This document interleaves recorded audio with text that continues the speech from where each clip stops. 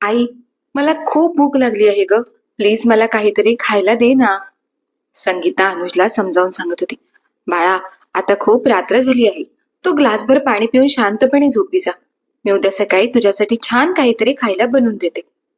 7 वर्षाचा अनुज, त्याला खूप भूक लागली असल्या कारणाने तो आपल्या आईचे कोणतेच बोलणे ऐकण्यास तयार नव्हता. रात्रीचे 12 वाजले आहेत, तरी देखील संगीता आणि अनुजचा आवाज काय येत आहे हे पाहण्यासाठी नंदिनीताई संगीताच्या खोलीत गेल्या. तेव्हा त्यांना समजलं की अनुजला खूप भूक लागली आहे आणि त्याला खायला देण्यासाठी संगीताकडे काही नाही. तेव्हा नंदिनीताई म्हणाल्या, अनुज बाळा, थोडा वेळ शांत बस. मी स्वयंपाकघरातून तुझ्यासाठी काहीतरी खायला घेऊन येते. असं सांगून नंदिनीताई खोलीतून बाहेर पडल्या. तेव्हा आजीचे असे बोलणे ऐकल्यावर अनुज शांतपणे आजी काहीतरी घेऊन येईल या आशेवर वाट पाहू लागला. रात्रीचे 12 वाजले होते.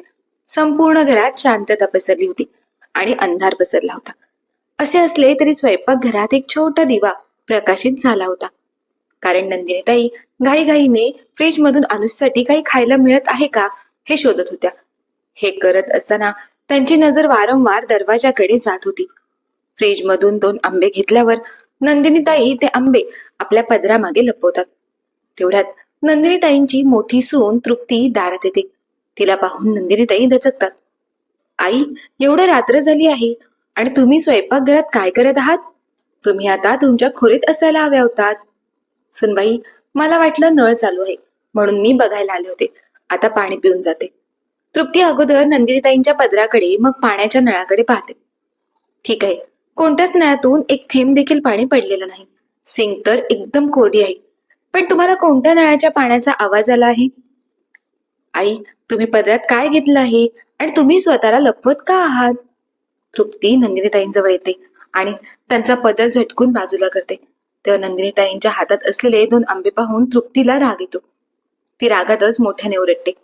आई, हे आंबे तुम्ही कुठे घेऊन जाणार होतात हे मला चांगलंच माहित आहे. सुनबाई, तुला वाटतंय तसं काही नाही. मी हे आंबे तुझ्या सासऱ्यांसाठी घेऊन जात आहे. खरं का आई? मला चांगलंच माहित आहे की तुम्ही हे आंबे तुमच्या लाडक्या सुनेला, माझ्या जाऊबाईला नेऊन देणार होतात. माझं ऐक सुनबाई, तू इतकी का रागवली आहेस? मी का रागवली आहे म्हणून मलाच उलट प्रश्न विचारत आहात? या घरातलं रेशन माझ्या नवऱ्याच्या कमाईतून येतं. रोहित दिवस रात्र मेहनत करतो, तेव्हा कुठे या घरातली चूल पेटते. त्याची मेहनत अशी वाया घालवू नका. गपचूप हे आंबे इथे ठेवून तुमच्या खोलीत जा. सुनबाई, तुझा काहीतरी गैरसमज होत आहे. मी हे आंबे माझ्या धाकट्या सुनेसाठी नाही तर तुझ्या सासऱ्यांसाठी घेऊन जात आहे. तुझे सासरे पोटभर जेवले नाहीत, त्यामुळे त्यांना आता खूप भूक लागली आहे आणि त्यामुळे त्यांना झोपही लागत नाही. म्हणून मी त्यांच्यासाठी हे आंबे घेऊन जात आहे. आई, उगीच खोटेपणा करू नका. मला माहित आहे की तुमचं लक्ष नेहमी संगीतावर असते. सुनबाई, तुझी जाऊबाई दिवसभर घरातली सगळी कामं एकटीच करते, तरीही तिच्या मुलाला आणि तिला पोटभर खायला मिळत नाही. ते मायलेक भुकेले राहतात. अशा परिस्थितीमध्ये मी त्यांना हे 2 आंबे दिले तर काय होणार आहे? खूप काही होईल आई. हे घर काही धर्मशाळा नाही. ती काम करते म्हणजे उपकार करत नाही. तिला या घरात राहायला जागा दिली आहे म्हणून तर ती काम करते. असं म्हणत तृप्ती पुढे येते आणि नंदिनीताईंच्या हातातून आंबे हिसकावून घेते. नंदिनीताई शांतपणे तृप्तीकडे बघत राहतात.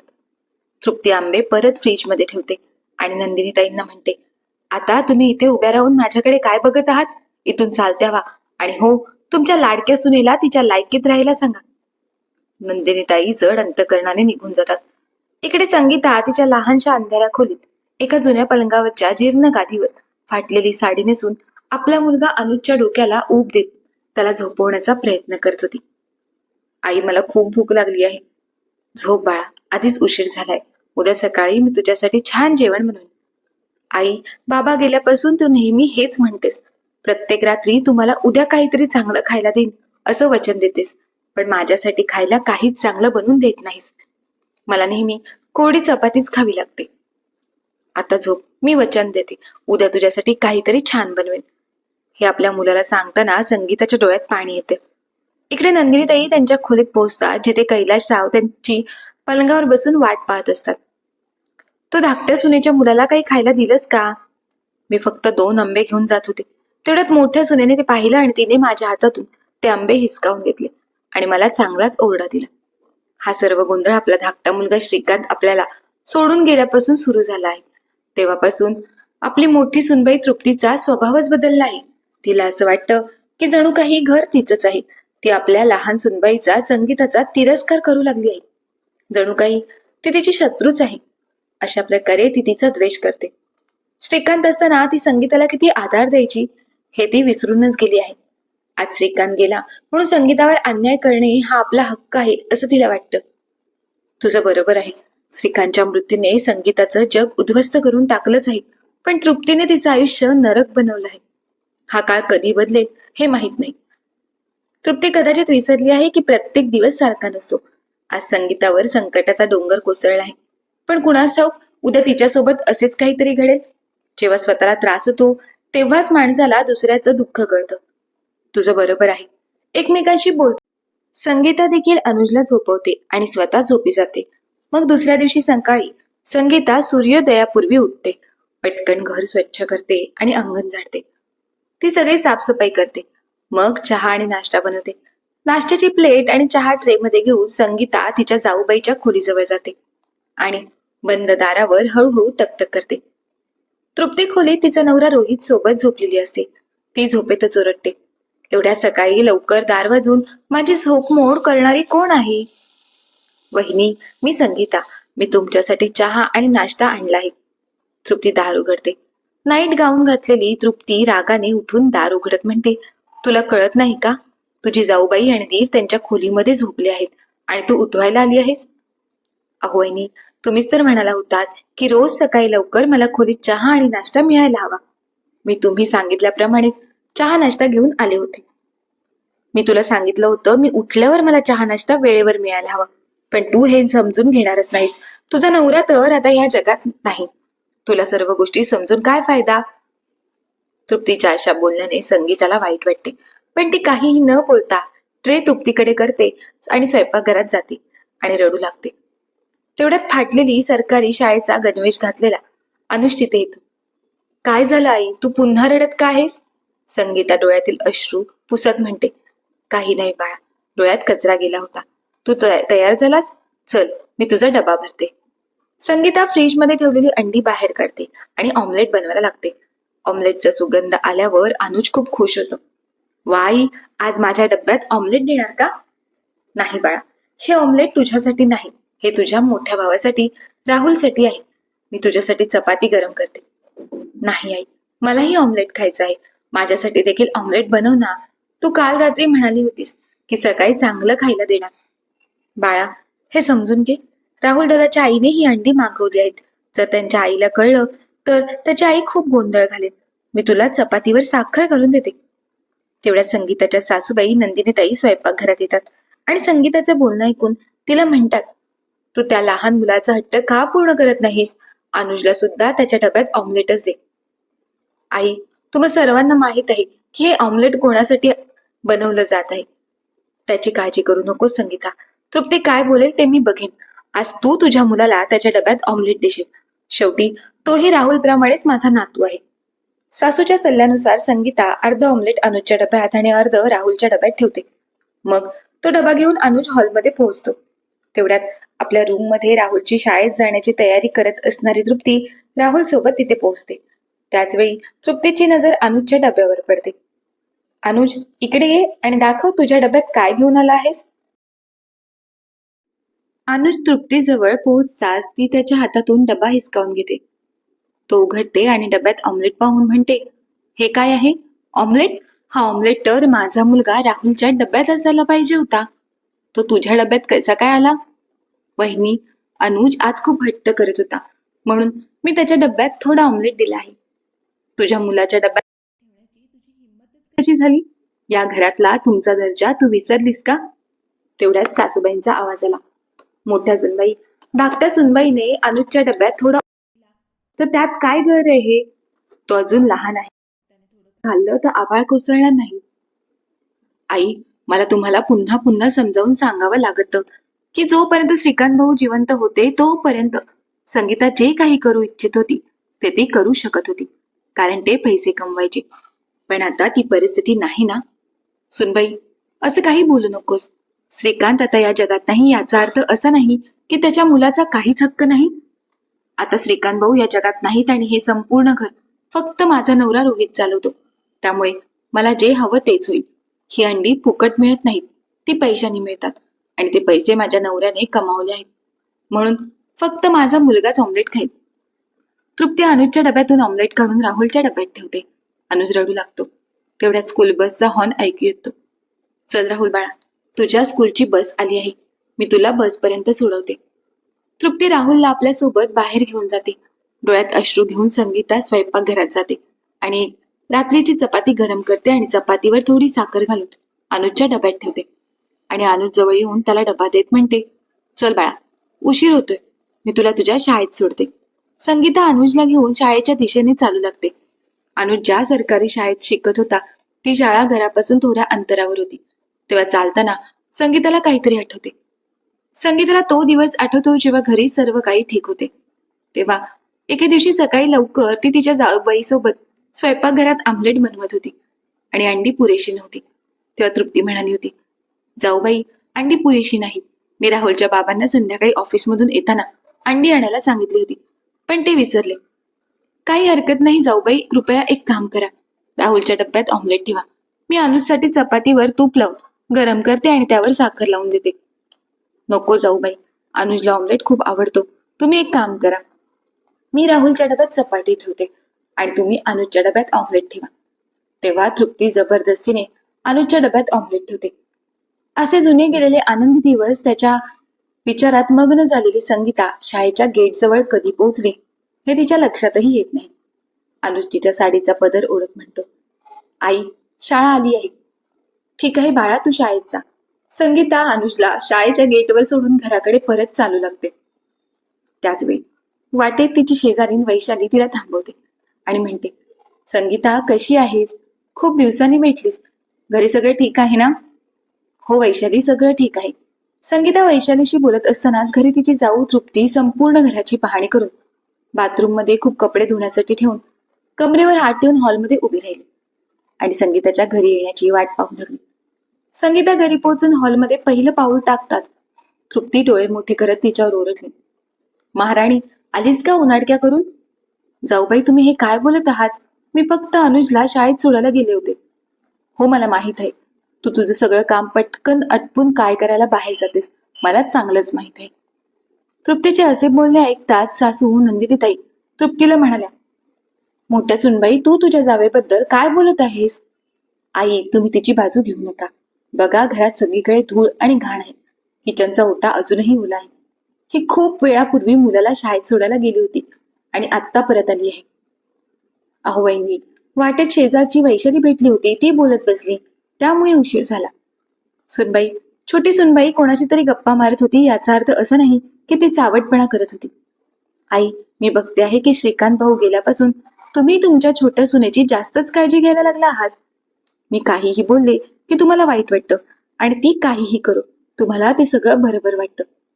सुनबाई, तसं नाहीये, पण मी फक्त खरं तेच बोलत आहे. तू विनाकारण तिला दोष देत आहेस. तेवढ्यात कैलासराव हॉलमध्ये येतात. अरे, तुमच्या सासू सुनेचं पुन्हा कशावरून भांडण सुरू झालं आहे? त्यावर तृप्ती रागातच म्हणते, तुम्हाला जे करायचं आहे ते करा, मला काही फरक पडतो. ज्या दिवशी ही संगीता काही चुकीचं करेल आणि शेजारचे लोक आपल्या तोंडावर थुकतील त्या दिवशी मला काही बोलू नका. एवढं बोलून तृप्ती पाय आपटत आपल्या खोलीत निघून जाते. तृप्ती गेल्यावर संगीता आपल्या सासूबाईंना मिठी मारते आणि रडू लागते. तेव्हा कैलासरावांची नजर संगीताच्या चाहू बाजूनी फाटलेल्या पदरावर पडते. संगीता तिथून बाथरूमकडे जाते, जिथे कपड्यांचा ढिगारा असतो. ती कपडे धुवायला लागते. इकडे नंदिनीताई कैलासराव बाल्कनीत जाऊन उभे राहतात. ते नंदिनीताई कैलासरावांकडे पाहत म्हणतात, काय झालं? तुम्ही इतके काळजीत का दिसत आहात? हे बघ नंदिनी, मोठी सून किती ऐशो आरामात राहते आणि दुसरीकडे धाकट्या सुनेकडे बघ, बिचारी कशी फाटलेली साडी नेसलेली आहे. हे बघ, हे मला बघून खूप दुःख होत आहे. मी काय करू? जेव्हा जेव्हा कोणीतरी दुसऱ्यावर अवलंबून असते तेव्हा समोरची व्यक्ती त्या व्यक्तीला प्रत्येक क्षणी जाणवून देते की तो त्यांनी टाकलेल्या तुकड्यावर जगत आहे. तृप्ती संगीतासोबत तेच करत आहे. मी हे आता आणखी सहन करू शकत नाही. नंदिनी, माझ्याकडे थोडे पैसे आहेत. एक काम कर, बाजारात जाऊन संगीतासाठी एक छान साडी विकत घे. पण जर तृप्तीला कळलं तर तिला समजणार नाही याची काळजी घे. कपडे धुवून झाल्यावर संगीता स्वयंपाकघरात जाऊन जेवण बनवते. भात, भाजी, चपाती आणि कोशिंबीर. मग संगीता जेवणाच्या टेबलावर सर्वांना जेवण वाढते. नंदिनी, ताई, कैलाश, राव आणि तृप्ती टेबलापाशी बसलेले असतात. संगीता सुद्धा त्यांच्यासोबत जेवायला बसण्याचा प्रयत्न करते. तेवढ्यात तृप्ती म्हणते, जाऊबाई, स्वयंपाकघरातून पाण्याची बाटली आणा. संगीता हातात पाणी घेऊन परत येते आणि पुन्हा ती पुन्हा बसण्याचा प्रयत्न करते. तेव्हा तृप्ती मुद्दाम एक चमचा जमिनीवर पाडते आणि म्हणते, चमचा पडला, जाऊबाई, दुसरा चमचा आणा. संगीता स्वयंपाकघरात जाते, चमचा घेते, परत येते आणि तृप्तीला देते. त्यानंतर संगीता बसून ताटात जेवण घेऊन पहिला घास तोंडात टाकणार तेवढ्यात तृप्ती म्हणते, भाजीत मीठ कमी आहे, मीठ आणा. संगीताने शांतपणे जेवू नये म्हणून तृप्ती सतत काहीतरी कारणं देत राहते. संगीता स्वयंपाकघर आणि जेवणाचा टेबल अशा फेऱ्या मारत राहते. बाकी सगळ्यांचं जेवण होऊन सर्व उठायला लागतात आणि संगीता टेबलावर बसून जेवायला लागते. तेव्हा तृप्ती हात धुवून पुन्हा टेबलाजवळ येत म्हणते, जाऊबाई, तू काय करते आहेस? आमचं सगळ्यांचं जेवण झालं आणि तू अजूनही जेवते आहेस? किती आळशी आहेस तू? वहिनी, मी अजूनही स्वयंपाकघरात फेऱ्या मारत होती. मला जेवायला बसायला कुठे संधी मिळाली? कारण देऊ नकोस, तू नंतर जेव. आधी खरकटी भांडी उचल आणि स्वयंपाकघरात जाऊन ती स्वच्छ कर. संगीता काहीच बोलत नाही. ती फक्त खरकटी भांडी उचलते आणि स्वयंपाकघरात जाते. तृप्ती तिच्या मागे स्वयंपाकघरात जाते आणि म्हणते, ऐक, लपून छपून खायला सुरुवात करू नकोस. भांडी घास आणि सरळ तुझ्या खोलीत जा. संगीताला समजतं की मोठ्या जाऊबाईला आपल्याला जेवू द्यायचं नाही. तृप्ती गेल्यावर संगीताच्या डोळ्यात पुन्हा पाणी येतं. ती शांतपणे भांडी घासायला लागते. संगीता घरातील सर्व काम करत असून सुद्धा तृप्ती तिला नीट जेवायला सुद्धा देत नाही. एवढंच नाही तर तिचा मुलगा अनुजला देखील खायला देताना तृप्ती दुजाभाव करते. स्वतःच्या मुलाला मात्र चांगलं चांगलं खायला देते, पण संगीताचा मुलगा अनुजला अजिबात चांगलं खायला देत नाही. तृप्तीच्या अशा वागण्यात बदल न होता दिवसेंदिवस तिचे असे वागणे वाढतच चालले होते. त्यामुळे या सर्व गोष्टींना कंटाळून संगीताने आपल्या मुलाला घेऊन वेगळं राहण्याचा निर्णय घेतला. त्या घरापासून दूर एका छोट्याशा भाड्याच्या खोलीत संगीता आपला मुलगा अनुजला घेऊन राहू लागली. काही महिने तिने लोकांच्या घरी कुठे जेवण बनवण्याचे तर कुठे लादी पुसण्याचं काम केलं. त्यातून मिळणाऱ्या पैशातून आपल्या घराचा खर्च आणि मुलाच्या शिक्षणाचा खर्च संगीता भागवत होती. संगीताच्या मधुराताईंच्या घरी जेवण बनवण्याचं काम करत होती. त्या श्रीमंत असल्या तरी मनाने खूप प्रेमळ होत्या. जेव्हा त्यांना संगीताच्या घरची परिस्थिती समजली तेव्हा त्या संगीताला म्हणाल्या, तू अशी कामं करून तुझ्या मुलाला चांगलं शिक्षण देऊ शकत नाहीस आणि स्वतः सुद्धा योग्य पद्धतीने जगू शकत नाहीस. तुझ्या हाताला खूप चांगली चव आहे. तू भाजीपोळी केंद्र जर चालू केलंस तर त्यातून तुला चांगला पैसा मिळेल. मधुराताईंच्या अशा बोलण्यावर संगीताने मान खाली झुकवली आणि म्हणाली, ताई, तुम्ही अगदी योग्य तेच बोलत आहात आणि तुमच्या बोलण्यात अजिबात स्वार्थ नाही. पण पोळी भाजी केंद्र चालू करण्यासाठी कुठेतरी छोटंसं दुकान भाड्याने घ्यावं लागेल. सोबतच भांडी आणि गॅस घ्यावी लागेल. आजकाल कोणीही डिपॉझिट घेतल्याशिवाय दुकान भाड्याने देत नाही. यावर मधुराताई संगीताला समजावत म्हणाल्या, माणसाच्या मनात जर शून्यातून विश्व निर्माण करण्याची जिद्द असेल ना, तर माणूस पुढे येणाऱ्या परिणामांचा कधीच विचार करत नाही. तो जिद्दीने कामाला लागतो आणि त्याच्या कष्टाचे फळ त्याला नक्कीच मिळते. जर तुला एखादं दुकान भाड्याने घेणं शक्य नसेल तर तू जिथे राहतेस तिथेच पोळी भाजी तयार करून बाहेर आणून विकू शकतेस.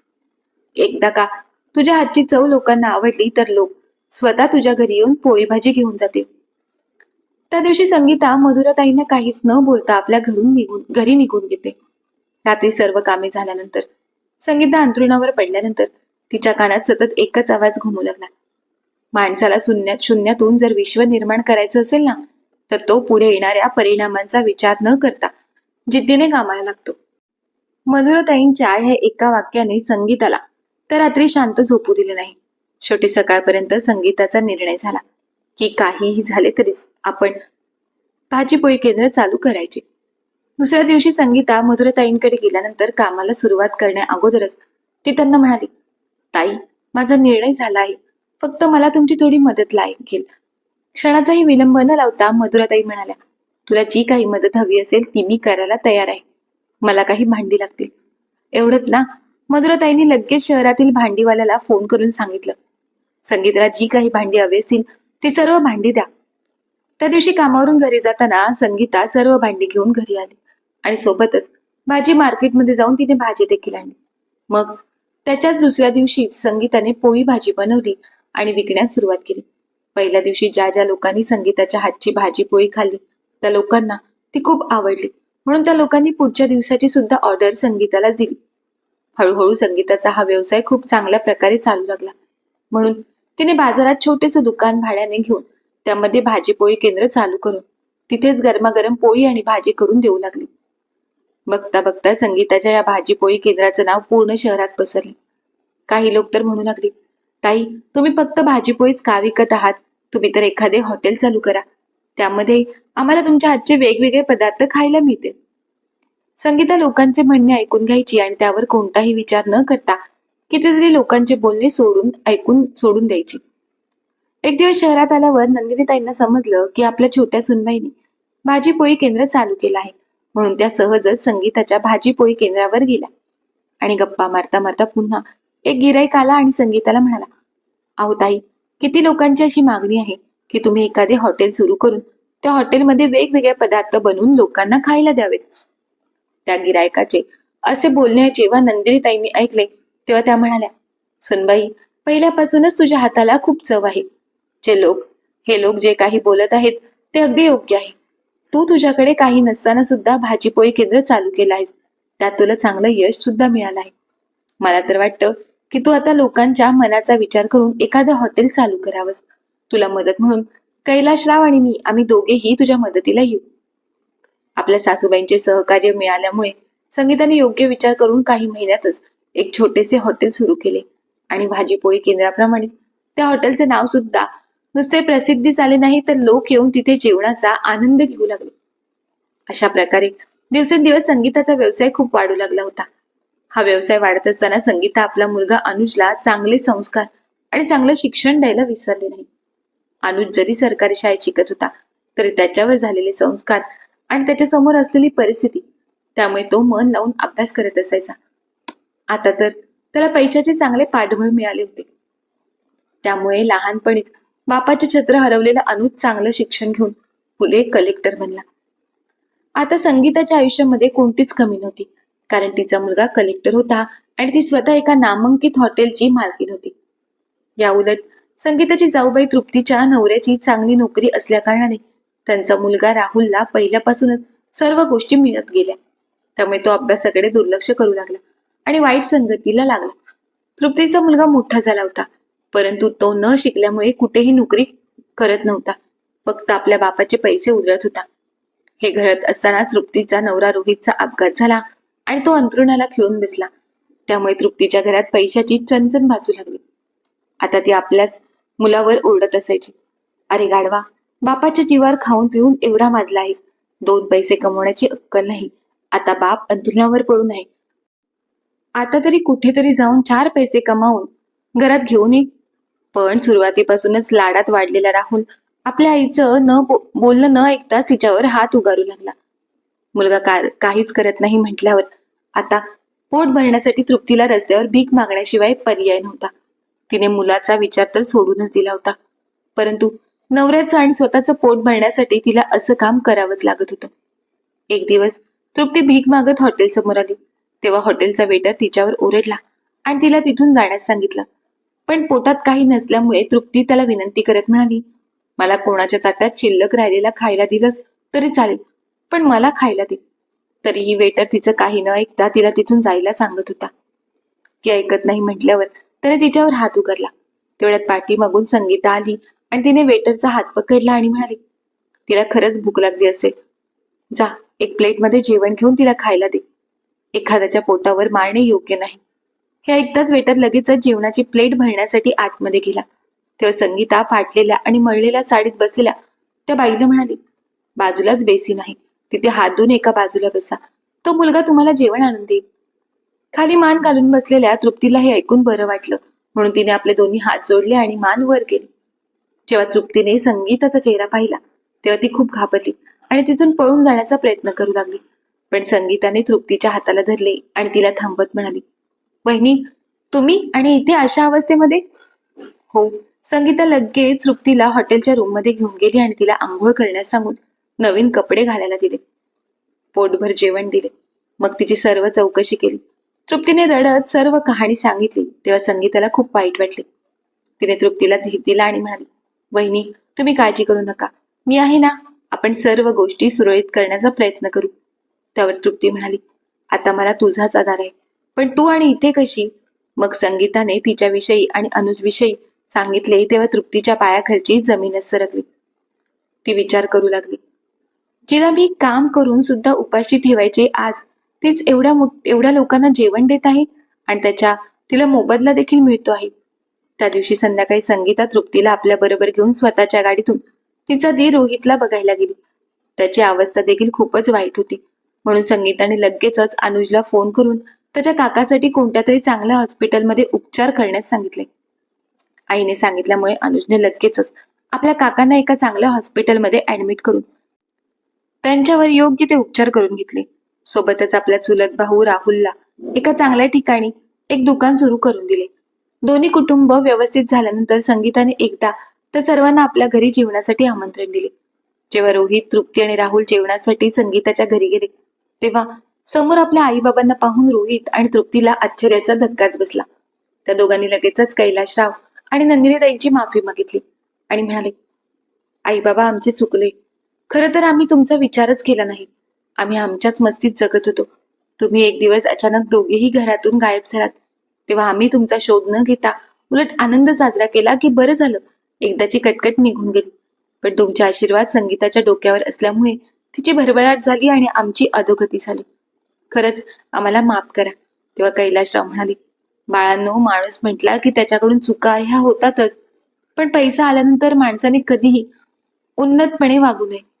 कैलासरावांचे बोलणे पूर्ण झाले नव्हते तेवढ्यातच नंदिनीताई म्हणाल्या, एखादा माणूस अडचणीत असेल तर त्याच्या अडचणीचा फायदा घेणे चुकीचं आहे आणि वेळ पडली तर एखाद्याच्या पाठीवर एखादा फटका मारावा, परंतु त्याच्या पोटावर कधीच मारू नये. म्हणजे माणसाला जर भूक लागली असेल तर त्याला जेवायला द्यायला हवं तर त्या बदल्यात तुम्ही त्या माणसाकडून पैसे घ्या आणि पैसे नसतील तर काम करून घ्या. हा आपल्या संस्कृतीचा विचार आहे, पण हे सर्व विचार तुम्ही पायदळी तुडवलेत, म्हणूनच तुमच्या कुटुंबावर ही वेळ आली. या उलट संगीताने किती संकट आलं तरी तिचा प्रामाणिकपणा सोडला नाही आणि पैसा आल्यावर देखील अहंकार दाखवला नाही. सोबतच ती आपल्या मुलावर चांगले संस्कार करायला विसरली नाही. वेळ प्रसंगी तिने मुलाला पाणी पाजून झोपवले, पण संस्काराच्या बाबतीत तिने कोणतीही तडजोड केली नाही. नंदिनीताईंचे हे शब्द ऐकताच रोहित, तृप्ती आणि राहुलच्या डोळ्यात अश्रुधारा वाहू लागल्या. आता त्या तिघांनाही त्यांच्या वागण्याचा पश्चाताप होत होता. या क्षणी सुद्धा संगीताने आपल्या मनाचा मोठेपणा दाखवत ती पुढे आली आणि म्हणाली, आता आपण एक कुटुंब आहोत, त्यामुळे आत्तापासून कोणाच्याही डोळ्यात अश्रू दिसता कामा नये. आपण एकमेकांना सोबत घेऊन असेच पुढे आनंदात जीवन जगूया.